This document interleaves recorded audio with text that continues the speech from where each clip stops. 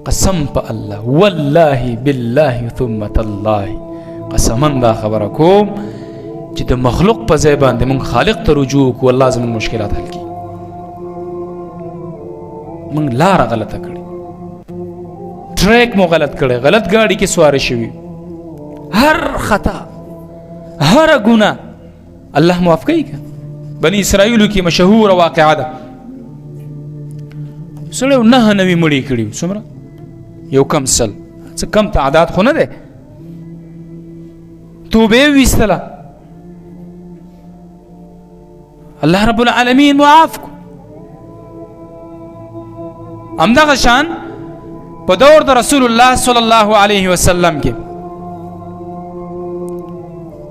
مشهور صحابي ماعز بن مالک رضی الله عنه، تاسو پیژنئ؟ شاید نه پیژن. بریده رضی الله عنها حدیث راوړی دی، راغی ویل الله رسول ما زنا کړې، طهرني، پاک مې. الله رسول ته مخ واړو، بیا یې ورته ویل پاک مې که، عذر یې ورته ولټ، څه یې ورته ویل ویحکه، هلاک شي، تباه شي، ارجع فاستغفر الله وتوب الیه،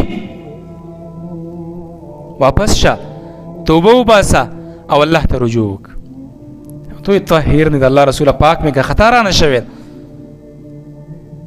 نو په درېیم ځل د الله رسول ویل چې لاړ شي په دې باندې رجم یې کوي، حکم پې صادر کوي، اسلامي چې کوم شرعي حکم.